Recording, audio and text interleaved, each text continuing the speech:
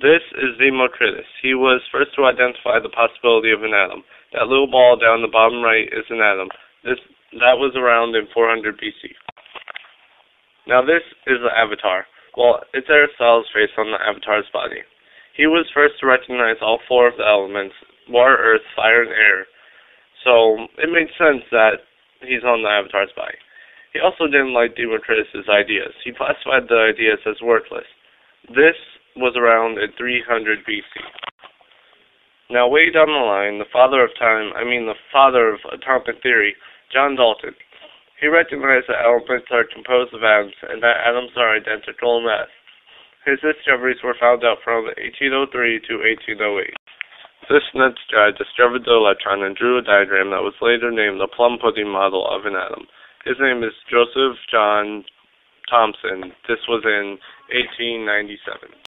Also in 1897, Robert Millikan, who was also working with Thomson, did an oil drop experiment which measured the charge of an electron. Now, I couldn't think of a funny thing for Max Planck, but bear with me. He discovered that atoms emit quanta. His work was used by Albert Einstein to study photons. This was in 1900. Now, my home dog with the gold teeth is Ernest Rutherford. He blasted gold foil with alpha particles and noticed that the spectrum randomly went about after contact with the foil. He concluded the atom has a small positive nucleus, the rest was empty space. But he also predicted neutrons. That happened in between 1911 and 1918. Now, this was not a Photoshop mishap. He discovered spectrum lines, so I colored him in the colors of a spectrum. His name is Niels Bohr. He also stated that electrons travel in specified energy levels. That was in 1912, as the gold foil experiment was being processed. In 1924, there was a very smart scientist who figured out that electrons have properties of both waves and particles. This man is named Louis de Broglie.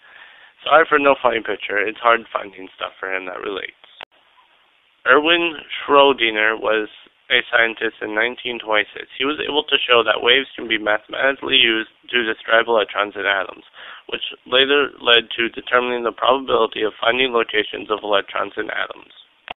Werner Heisenberg in 1927 was uncertain. Well, not really. He just developed the uncertainty principle that stated it was impossible to determine the position and momentum of particles at the same time. James Chadwick helped with the nuclear model and discovered the neutron. As you can tell by the big nuclear explosion, he helped out quite a lot. He didn't actually cause that nuclear explosion. It's just for show. That was in 1932.